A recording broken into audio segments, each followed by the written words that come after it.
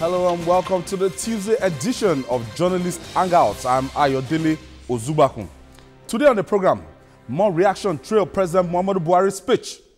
PDP restates efforts to reconcile Obasanjo, Atiku and others. And later on the program, NLC, Norgay, join demand for local government autonomy. I'll be hanging out with Babajide Kolade-Otitoju, Wahid Bakare and Adekule Yusuf. So if you are ready, let the hangout start now.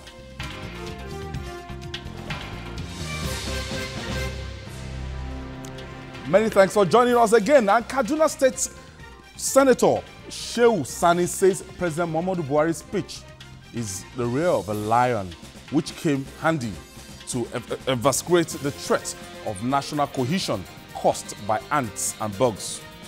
The senator described the speech as apt, precise and highly cogent. A few others said it was inspiring and hope rekindled.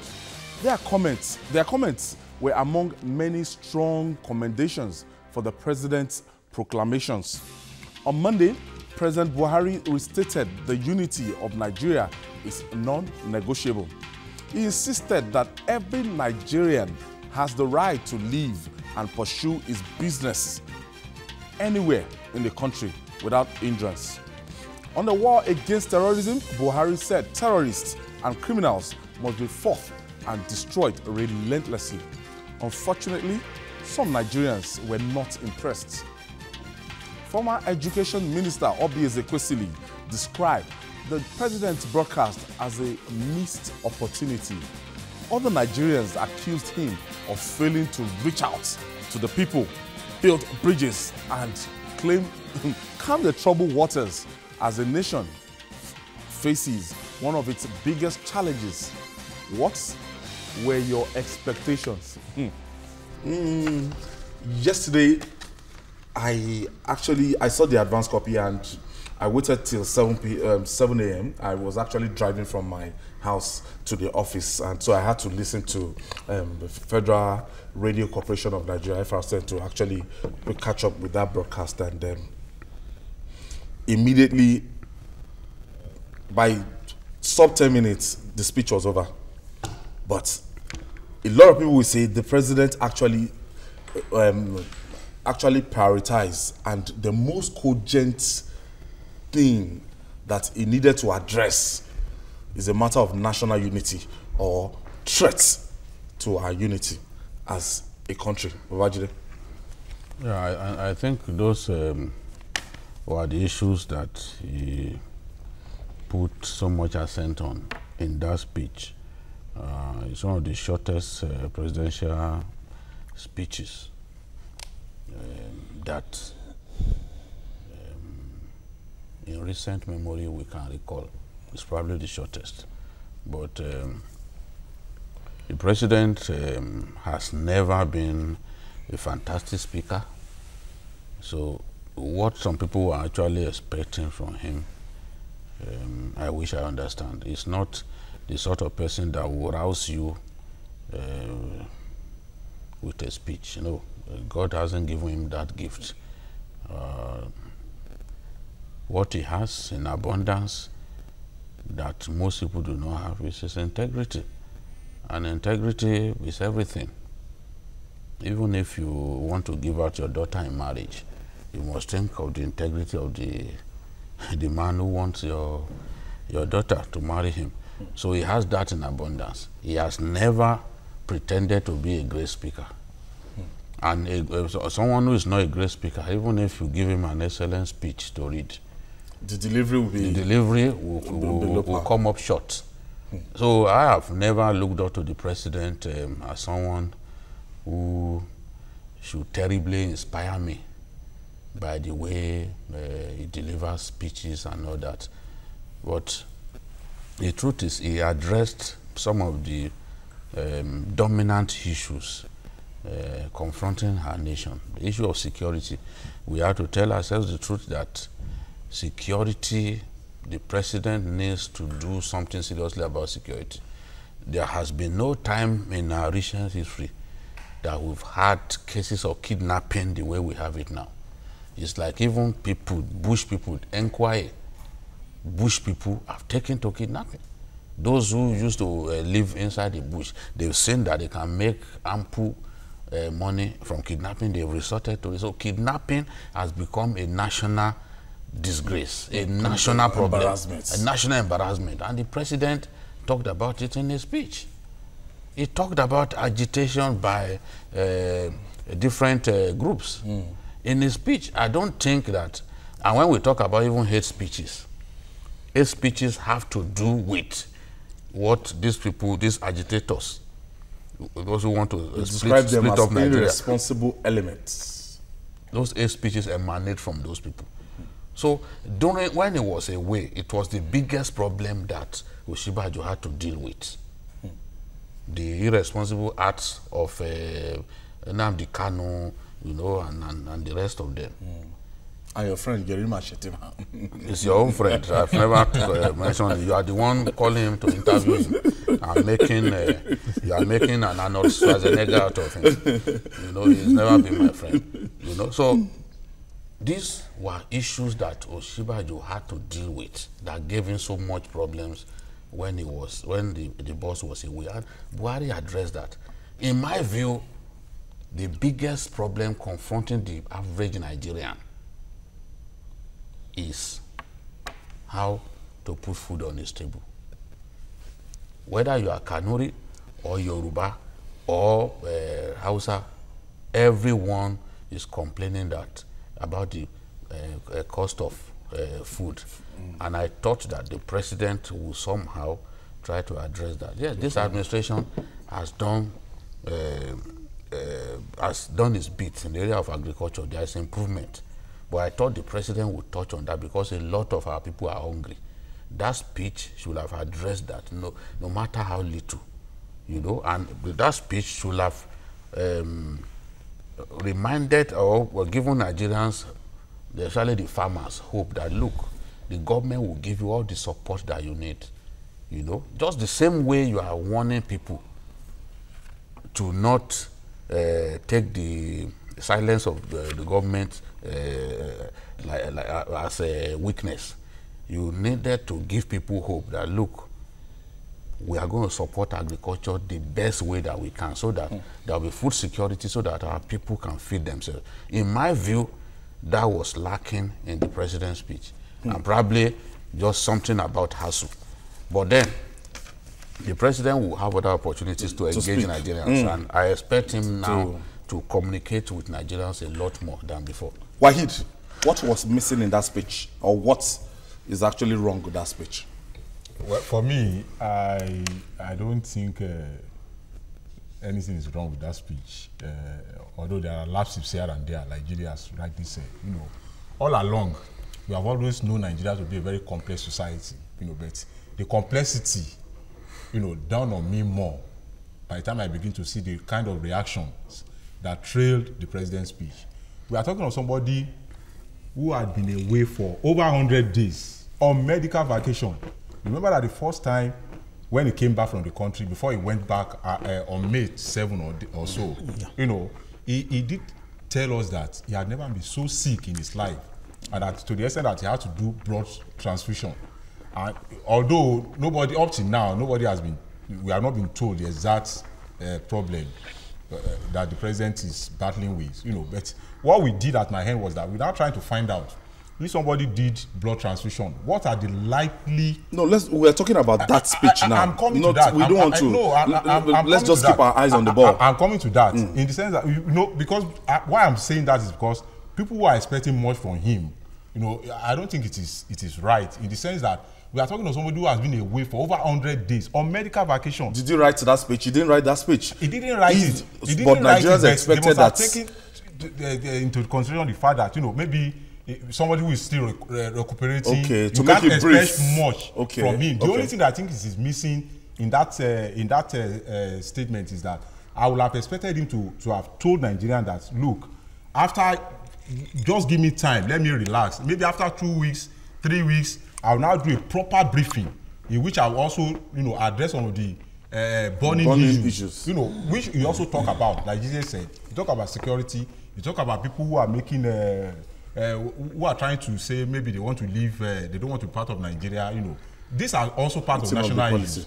You know, but for us to now expect him to go into full details of all the things we expect him to say yesterday, I don't think it is right. All right, Adekunle Yusuf, what didn't the president say? I personally, I didn't like the fact that he insisted that our unity is not negotiable. I believe that every marriage, when any party is feeling aggrieved, is feeling cheated, we can discuss. But I love the fact I love the fact that he insisted that every Nigerian has a right to live in any part of the country. And you see the trend of report. I love that because there have been agitations. I think shortly after he left, agitations increased about Biafra and all of that. But what I didn't like is that let Nigerians discuss. If some people are feeling aggrieved, you may say something about that before this administration. To be sincere with you, will any president be in Nigeria and we say that Nigeria is up for negotiation, that our unity?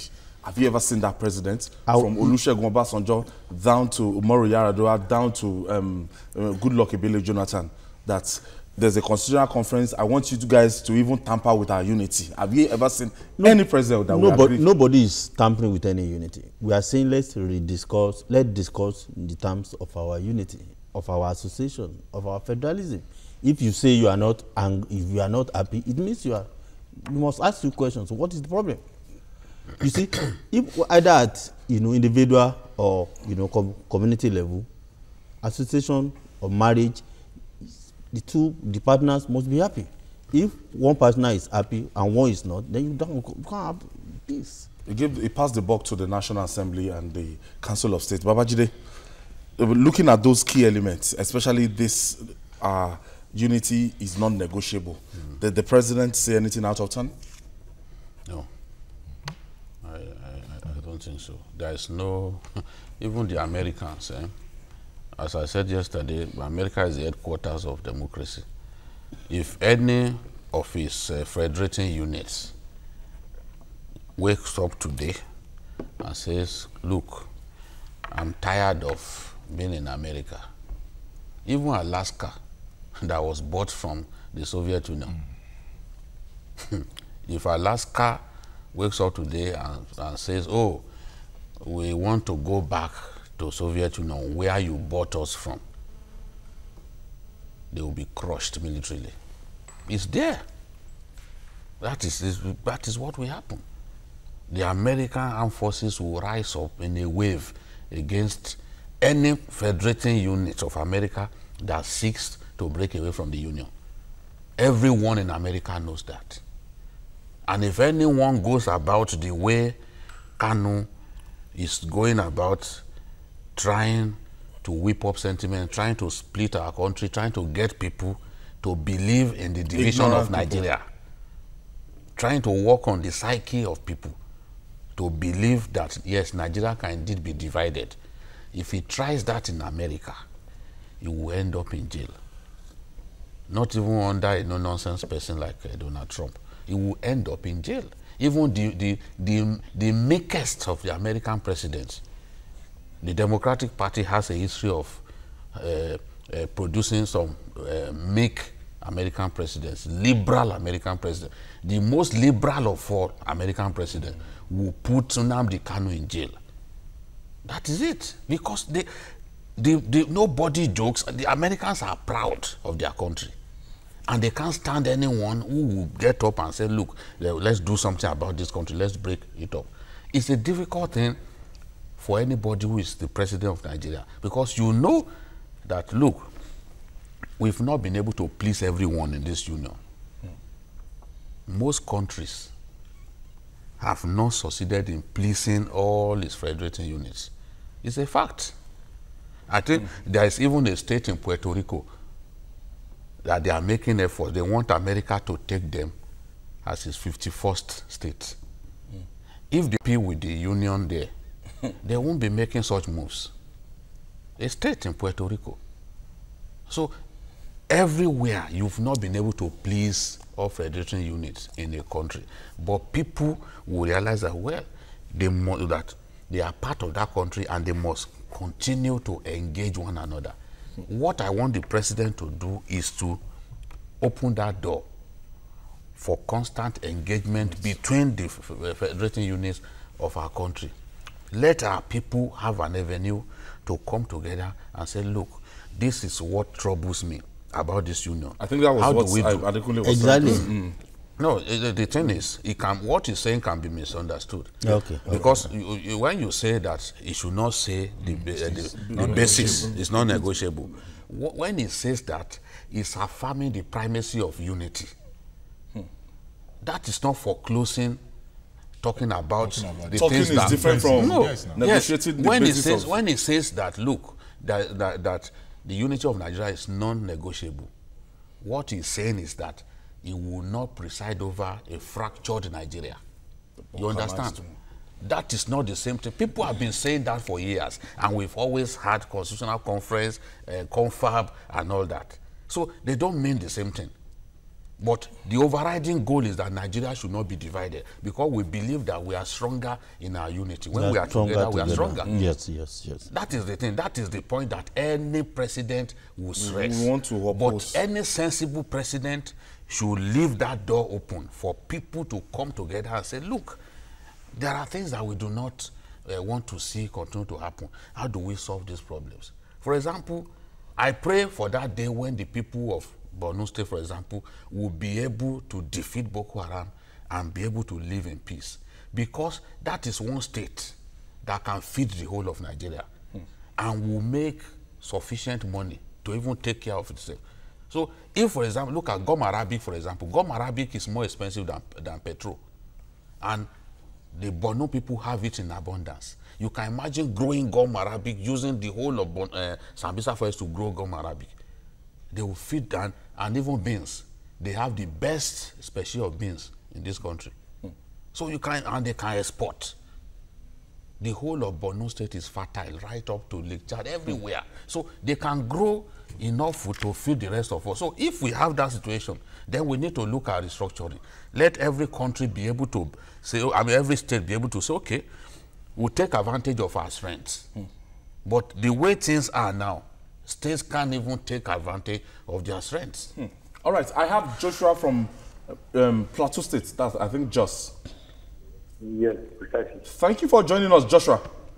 Yeah, thank you very much, Ayo. All right, go ahead with your contribution. All right, basically from what you guys are discussing, from the president's speech yesterday, I think basically some of the basic issues that, yes, I'm hearing you. Yes, go ahead, Josh.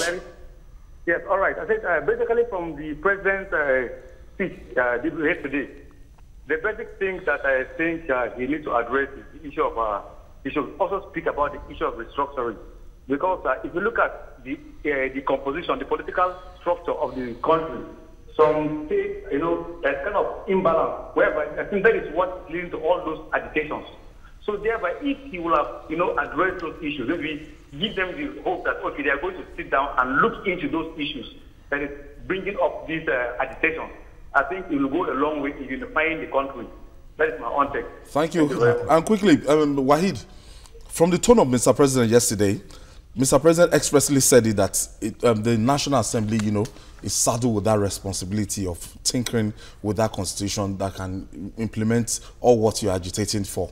As in, there might not be, that might foreclose any hope of sitting in any elaborate conference to come and say we want to restructure.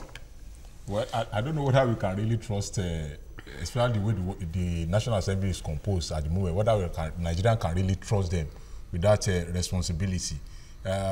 If you look at what the Constitution says concerning that, I think it's also right to have passed it to the National Assembly, because on what basis are you not going to say you want to bring people together again when they have representative at the National Assembly? It will amount to having two. It's like you are doing one thing in two different ways. And this is a constitutional matter. I don't know why people did not take into cognizance this fact before going ahead to condemn the president for saying that he has. But it also boils down to the fact that people have lost faith in the National Assembly that can really trust them to do the needful in terms of restructuring the country. I think that is where the problem is. But that is not to say that we should decision what the Constitution says concerning how we can restructure Nigeria. All right. When we return, PDP restates efforts to reconcile Obasanjo, Atiku, and others. Stay with us. It's still Journalist Hangout. We'll be right back after this break.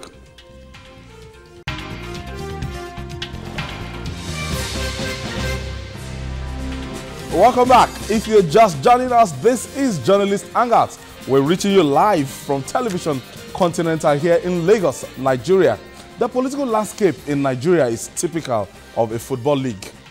In the run-up to the 2015 general election, Nigeria saw tens of thousands of members of the People's Democratic Party defecting to the mega opposition party then, that's the All Progressives Congress. Today, the PDP says these politicians were on loan and efforts are on the way to get them back. Former President Olusegun Obasanjo, his former deputy Atiku Abubakar, Senate President Abubakar Bukola Saraki, and others were among the top strikers that went on loan to the All Progressive Congress. Funny, though some of these politicians appear to be on on the transfer window, what is not certain is whether they will return to their initial club. Most of the time, when you go on transfer, or when you go on loan, there's a possibility you return, and there's a possibility that you don't return. That there's a buyout clause, and so let's quickly pick the items. We are doing a kind of SWOT analysis on the People's Democratic Party now. Babajide, okay, let me start from you, Adekunle Yusuf. How possible is it for Olusegun Obasanjo to go into partisan politics and rejoining the People's Democratic Party? I think I don't see it as a possibility because the man came out that he's no longer doing partisan politics. And the introduction you made, created an appearance of Obasanjo as part of APC. He's not. He said he doesn't belong to any political parties now. Yeah, and he wants to be a statesman. Although he might be at the background giving tactical support. That will be for life. Every influential Nigeria will do that. The moral support was more important than what that is card. That is membership card. So I believe in that. But many other politicians that are nothing ambition, you cannot rule them out. If they believe they can't get it actualized in one political party, they will certainly move. There are some of the names you have mentioned. I don't want to mention names now, who are still in APC, but are already working towards getting something done in PDP. And they have their foremen at the. That's exactly what I was trying Democratic to say. Party. So you can't rule it out. Believe me, I want the PDP to be vibrant. So in all honesty, because APC needs a viable opposition to make it, sit down properly.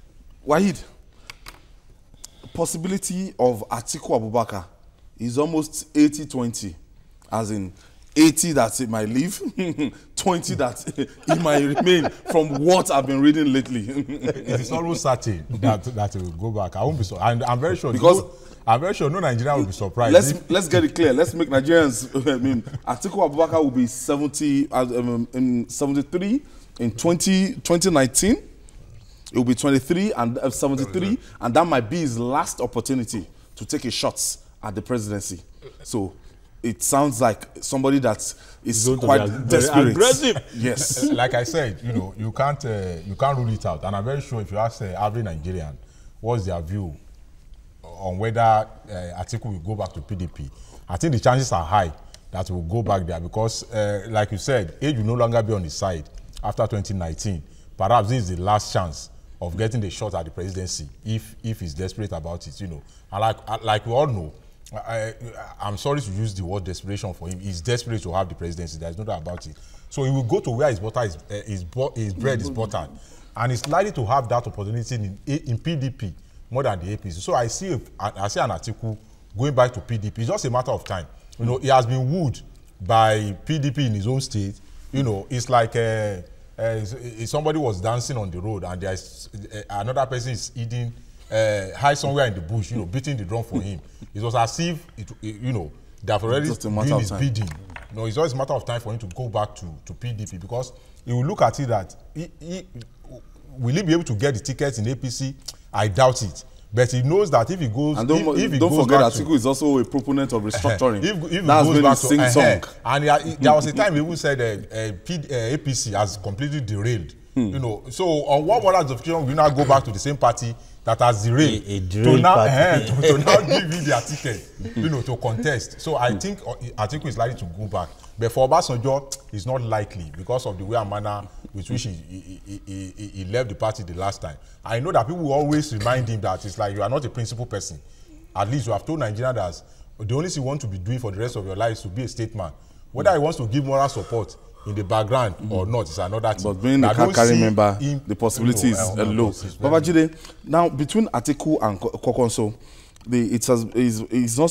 we can't confirm that, but some national dailies said it earlier in the week that they said, okay, the only business we can cross is if you guarantee us a ticket in the People's Democratic Party, because the possibility of getting that ticket within the All Progressive Congress by the day is becoming, I don't know, it's going to be a fight to finish. If the APC today in 2019 election, if they want to have their primaries and the likes of Kokonso, Atiku, and even Bukola Saraki want to square together, it's going to be a very, very big context, and Malam Nasiru El-Rufai, depending on what the president decides to do.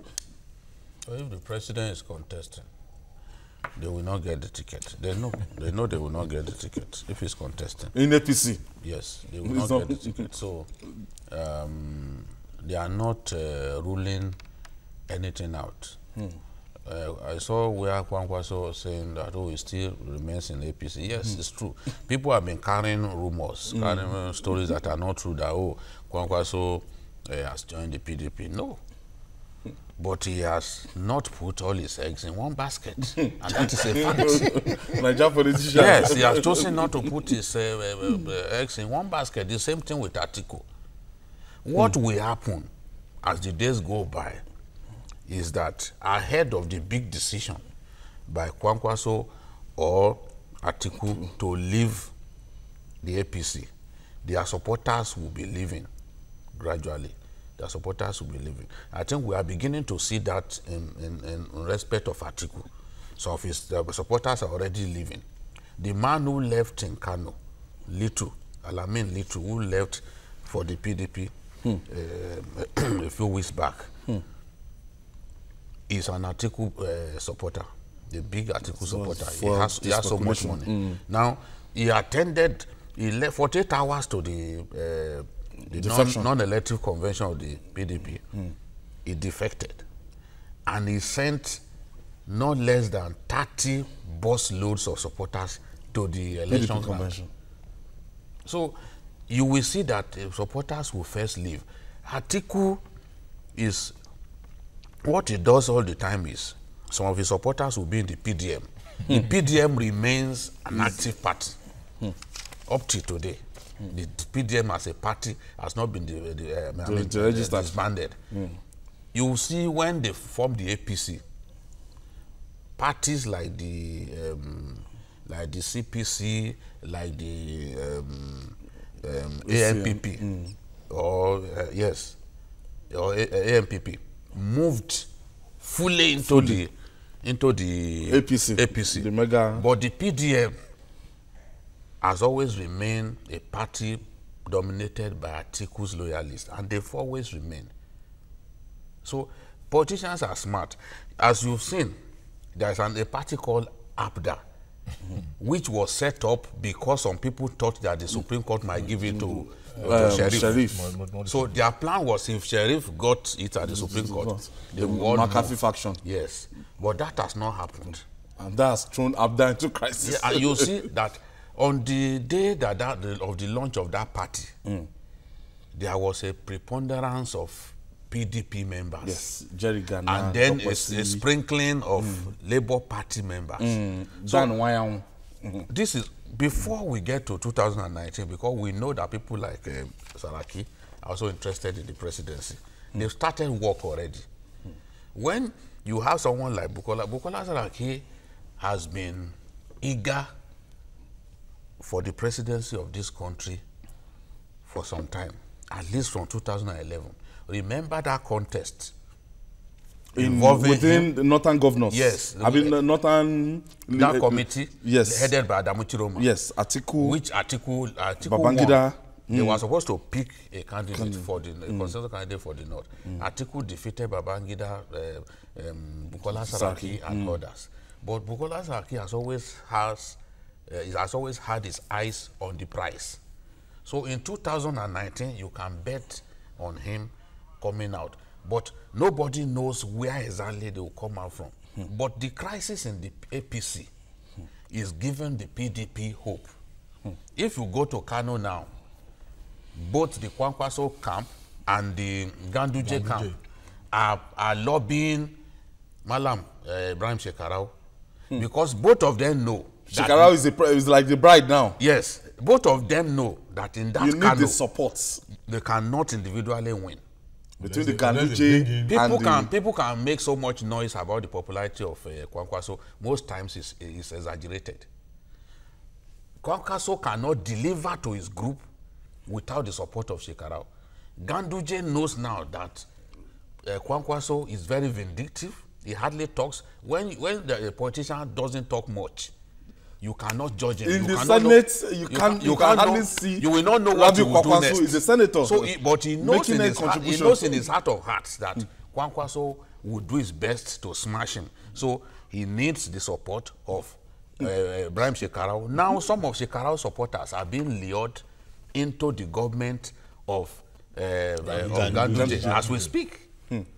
So, as the days go on, we'll see what is happening. And you know, let me quickly. Mazi is calling us from Abuja. Thank you for joining us, Maji. Oh, we lost Mazi. I wanted to ask the possibility. I wanted to ask. I'm coming. I wanted to ask the possibility of if, eventually, President Muhammadu Buhari decide that, look, I'm tired. I need to take a rest. Is there a possibility that he lifts the hand of the likes of Atiku Abubakar or Bukola Saraki to say, I want them to continue? I can bet with the possibility of snow in hell. Snow in hell. That he will not lift up the hands of either of them. He won't. You know Buhari now. He will know. You know. You see, when you know someone very well, you can tell what he will do. Remember, in that little set, we said it that Buhari would not attend the rally, governorship rally of Abubakar.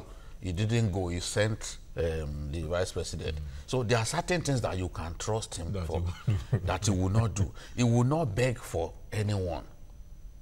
If it gets to a point that he needs to lobby Saraki for anything, and Saraki walks out to him that, look, this is the situation, what do I do? He will tell him, follow your mind. It happened even with the case of Magu. When the second DSS report came, Bukola Saraki took it to the president in Aso Rock and said, see, the DSS have come with another letter. He thought the president would say, look, this is my candidate, please take things easy. The president told him, go ahead, do what you think is right.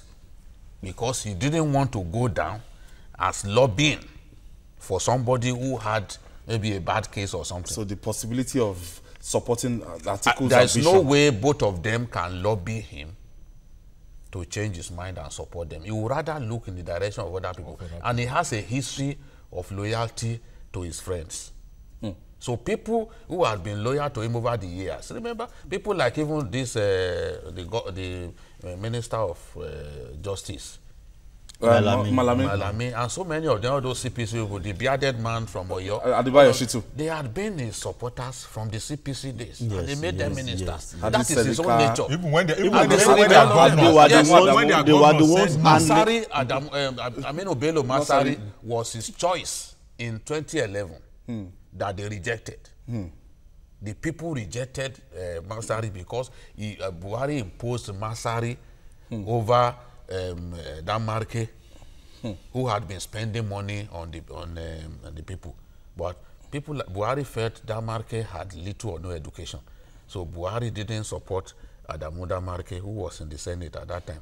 So the people were angry and they voted against Buhari's choice. The same thing that the people of Kano did to him when he didn't allow Mohamed Abacha to emerge. Mohamed Abacha was very popular at that time. He supported his own former ADC, Lawa Jafaru Issa, the former military administrator of Kaduna State.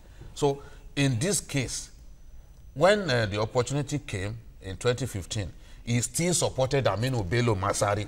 Adekunle Yusuf, let me throw the same question to you.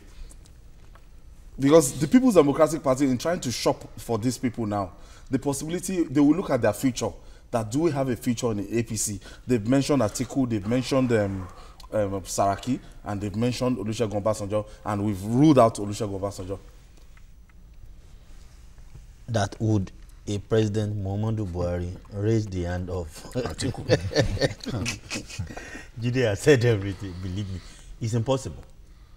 You look at the local politics of APC, even in Adamawa State, where Atiku hails from, you will know that Atiku is having crisis because he doesn't control the party any longer. No. That is why you see the governor is supporting him, but the structures of the party in the state are not in the hands of the That is exactly what I wanted to say. And in the presidential primaries, Adamawa delegates voted for Kwankwaso. So what we are saying is Atiku is ruled out. Bukola Saraki 24 hours in politics is a long time. May not be totally ruled out. No, it's not ruled out. But the possibility of the president raising his hand, I don't see that. It's not totally, because a Bukola Saraki that I know is a very, very, let me put the word, pragmatic politician. He knows how to do the job. He can walk through the delegates. He can do Don't rule him out. So with his experience in politics, with what he knows how to do, you can't. It's very tactical. You can. He's a very, very pragmatic politician. You can't underestimate. He's well schooled. And there is no he really learned from his father. And there is no deny the fact that he is totally in control of the National Assembly for now.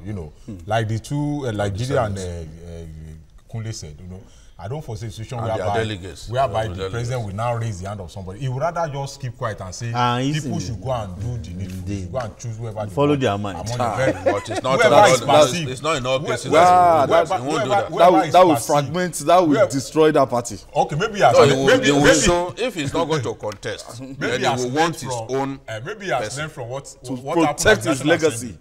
To protect his legacy. Yeah, he will do that. He did that in Kaduna now, by raising up the hand of Malam Nasir Arifat. But what I know is that once he perceives that you have, without mentioning anybody's name now, once he perceives that you have any issue, he won't want you to be a moral burden on him. He doesn't want to soil his own. Let me now identify openly with this person. I think that is why he refused to attend former late Abaka, but they've always quarreled. They've never. Okay, since the days, they were together in the same party for long. Abaka Audu supported Kwankwaso at the presidential primaries. Okay, so and these are things that this man finds difficult to forget. You can't wrong him. You can't wrong him and then expect him to forget easily. No, he doesn't know how to pretend. That is the biggest. That's why Buhari is not really a politician. He's just a man of the people. He's a man that the poor people love. That's why they call him Uban Talakawa. He's a man of the poor people. Let me take Musa from Kaduna. Musa, thank you for joining us. Thank you very much, journalist Hangout. Babajide, I did the case to I want to go straight. I want us to look at these dynamics. I don't want us to forget in a hurry that Bukola Saraki can never and cannot be trusted. Vis-a-vis how he got the recent position he is, he can't be trusted. Let us not in a hurry forget that Nigerians have history. What made Buhari win in 2015 was just because we are following the political history of this country. We can't forget in a hurry. Don't sit down and think as if these airlines are the only power blocks. There are some unforeseen forces that are also power blocks, and Bukola Saraki, I doubt if you could get that. Vis-a-vis our Papa Obasanjo, I think he has come to the limelight of his political career. He wants to bless all of us, but I don't think he can get back to PDP. So Atiku, he doesn't have that humorosity, he doesn't have that public image of acceptance across board, and I doubt. I'm sure, just as Babajide said, Buhari will definitely pick out somebody. Thank you, Musa. Thank you, Musa. Now, there are some people within the People's Democratic Party. We still have former Senate President David Mark. Is a strong, strong contention. What's the name? Sule Lamido, the former governor of Jigawa State. So, if the People's Democratic Party, if they want to go and shop outside, they still have some people that they've been loyal to the party, especially the likes of Sule Lamido. Sule Lamido, you know, he refused to go with the G7 governors and he stuck to the People's Democratic Party and is still a member of the People's Democratic Party now. I think I like this idea of some of the names you mentioned, because it doesn't mean that PDP itself doesn't have, you know, credible politicians that can fly its ticket. You mentioned Sule Lamido. There is this man from is he Gombe, Dan Kwabo. Dan Kwabo, the governor. He's a star. Silent achiever. He's a Nigerian of almost impeccable, you know, credential, as far as I know. He's solid, and you don't even call him a politician. He's a technocrat. Yes, he's a technocrat. He's a well-schooled, you know, intelligent person. So you see many of them like that. Very well cultured. So they don't have to come to renegades from APC before they can choose their. Oh no, they have some rights. They do not. They are like Sule Lamido has a solid credential. Sule is old too. Well, he may be old. 70s already. So he may be old, but he has a very solid. Because Nigerians might want to be looking at his achievement. That is very factor. principled. His achievement in Jigawa is solid, and is popular, you know, beyond the north. You know, it's not all this. And he's also an Obasanjo boy. It's a very liberal, you know, northerner. Believe me, 2018 will be very, very interesting with some of these names. Okay, Wahid, looking at these people now, the People's Democratic Party, he has said it that they have some solid guys. Former Senate President, he's been quiet, he's been anything, but we know he's been looking, waiting for this opportunity. And what has he got to bring to the table? 3-time Senate President. I think another thing the party will also want to consider is national acceptance. You know, how well will this candidate will be accepted at the main election. You know, I foresee the Jigawa man now, Sule Lamido. Sule Lamido. I think he has a bright if you compare the two of them, in the sense that, you know, he has remained consistent in the party, and don't forget that there is this bond between him and former President Obasanjo. Yes. Remember that when he was the governor, even if he wants to slaughter a mere chicken, once he invites the president, Obasanjo will be there. Obasanjo usually honor, foreign minister. You know, he usually honor him, and he hold him in high esteem. Yes. You know, and because of that, you know, that may make the pendulum to swing in his favor. You know, when the chiefs are down, you know, he has been consistent. He remains in the party. Obasanjo will choose because he also has the, you know, we said they will consult him. We said they will consult him. You know, but he's been talking about David Mark and this person and this lawyer. What's actually in the news is that David Mark, the combination of David Mark and Tinubu. You know, we are hearing that Obasanjo has been mentioned. He actually mentioned David Mark publicly, but people are speculating that they will bring David Mark and Tinubu, the Tinubu David Mark ticket. In PDP. No, that Obasanjo is touting David Mark as a potential, reportedly, you know, as a potential candidate. Okay. I have on the line Sule. Why Sule? Hello, Sule. Yes. Ayo, well done. Yes, I want to ask you about this. The People's Democratic Party, they are window shopping and they are looking at the prospect of bringing in Senator Abubakar Bukola Saraki and the likes of Atiku Abubakar, former Vice President, you know, and Rabi Kwakwanso to boost their chances in 2019. What's your perspective on this? Yes, you see, typical of Obasanjo. Obasanjo is someone who always likes to take credit. He may have analyzed the chances of APC, PDP, and vis-a-vis see where the pendulum is likely going to turn. So he is now trying to take the credit. He is testing ground now. For instance, now he is saying he has never torn his PDP card. He once said that. And we also what happened then. So probably now he wants to walk on the threshold that if Atiku is back to PDP, he might get the ticket. So he might use some people within the PDP to see how they can reconcile him with Atiku. But that I know might not be possible.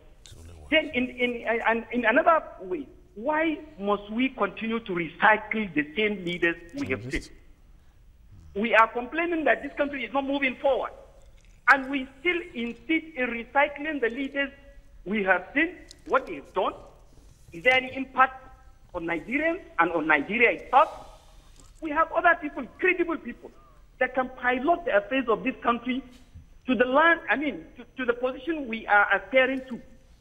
Why must we continue to be recycling these leaders? And okay, Sule, I want you're a journalist and you practice in Kano. I want you to talk about Rabiu Kwakwanso and his great Kwakwansia movement, the prospects. But this is someone who has never stepped his toes in Kano since he left Kano. He only came to Kano twice. Wow. He came to Kano twice. Only when the mother of the present governor died, he came to pay condolence. We had the worst fire disaster at the famous Sabongari market, where billions of naira was lost. This man has never come to Kano to sympathize with the traders. And this is someone that would be, that you think he can govern them? A prominent personality has died in Kano, Metawasule. Up to today, he has not come to Kano to pay condolence. People from all walks of life were in Kano to pay condolence to this great man. This man has never come to Kano up to today to pay condolence to the family of these people. And this is the person that you are saying to govern Nigeria. And he has been to Ife. He has been to all other places. They say charity begins at home. What is his position at his own home state? What has he done? Thank you, Sule. Why Sule? Thank you, Sule. Sule is a journalist from Kano State, and they say charity begins at home. Kwakwansia has been. He's been to Mabila. 12. He has been to Mabila. He's been to my 12. Yeah, he's been to Ife. But he's refusing to go to Kano. Since 2015, he's been avoiding going to Kano. Why? Maybe He may have his reason. Maybe because of his misunderstanding with the governor. Because even if you go to Kano to pay condolence, for example, you know, at that time that everyone was going to Kano, there's no way that I won't be in contact with the governor. Because the person, it was Kano that lost that individual. So it's like and the chief mourner. Yes, the governor is the chief mourner. He even declared public holiday, so that even when Asiwaju Bola Tinubu had to go, they had to go to. But what he is saying is that Kwakwanso has refused to go and pay condolence to those people. But everywhere across Nigeria where bad things happen, he's always the first to get there to condole people and all that. So he's trying to spread his tentacles across Nigeria while leaving his constituency. Yes, and people in Kano are not happy because of that. So there's a limit. It must have a connection with the state of relationship is. Yes, that is the thing. If you remember when the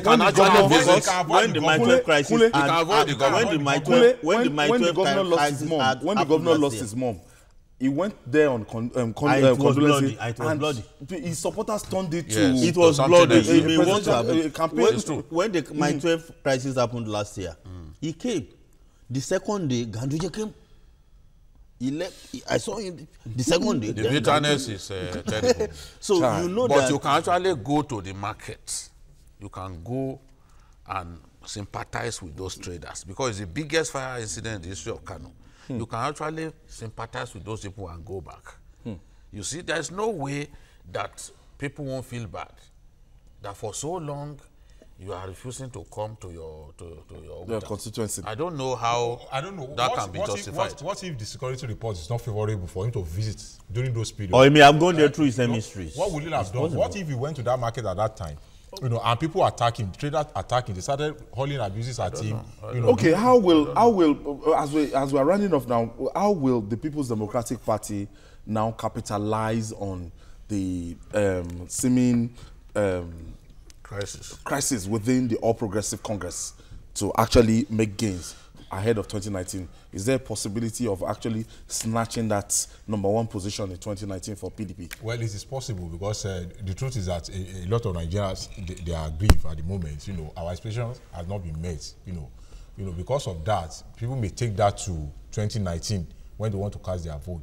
So I think if PDP put his house together and they do their own work very well, the chances that they will get it is very high. Now that people are not even happy with what is going on, and except if between now and 2019, when we go for the election, you know, there is this things have drastically changed. People can see positive changes here and there in all ramifications. You know, people can now say, okay, because of that, let's still give APC the opportunity. But for now, as it is, I doubt if we go into election in the next 1, 2, 3 months, I think PDP they are likely to have it. Really? Okay, Adekunle Yusuf. I think APC should just put its house in order. A PDP led by McCarthy, and anybody that knows the antecedent of McCarthy will know that it's a very pragmatic, very charismatic and intelligent. One of the best Nigeria can talk about.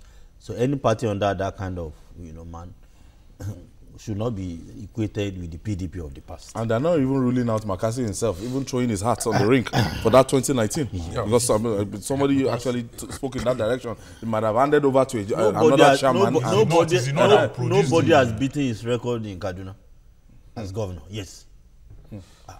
And he has that capacity to hold people together. Yes, then he got more votes. He got more votes from Christians in his re-election than from Muslims. In Kaduna, the Christians voted more for him because he only won by 51%. The bulk of the votes came from victory. Yes, and he's a Muslim. So because of his, it's a very liberal-minded. Has a very liberal fellow, really cultured fellow. Someone you can really trust. And you can see that he's doing well in that position. They continue to extend his tenure. So are you agreeing with them that there's a prospect that the People's Democratic Party might clinch the presidency, even if election today? Yes. No, they can't. I swear they can't. I swear to God they can't. You know how our politics is now. Especially if the supertanker says he's interested. No, if he's interested, they should forget it. If he's interested, they should forget it, and they know it. What they are banking on now is that their chances will be determined by who the APC feels. And they are praying and praying that Mr. President should just not show interest. So they think that they stand a good chance because both parties will present people from the north. And the era of sack is gone. So it's the better candidate that people will go for. That's the way they are thinking. So I know that. What do you mean by the era of sack is gone? No, sack is, look, let me give you an example. In Gombe State, the people wanted their governor. But in the presidential election, they voted Buhari. But in the governorship election, they voted for the PDP. Everyone wanted Buhari at that time. The generality of the north wanted Buhari. They didn't want Jonathan. Yes. So the election will be different the next time around. But if they do an election today, APC will still win in spite of the crisis that they have, because incumbency factor is very, very strong in Nigerian politics. It's very, very strong. And with the APC controlling the center, are most likely to do better in the southeast than in the last election. They are likely to still retain leadership, but they will concede some states that they lost. The margin will be narrower this time. Gentlemen, I want to thank you.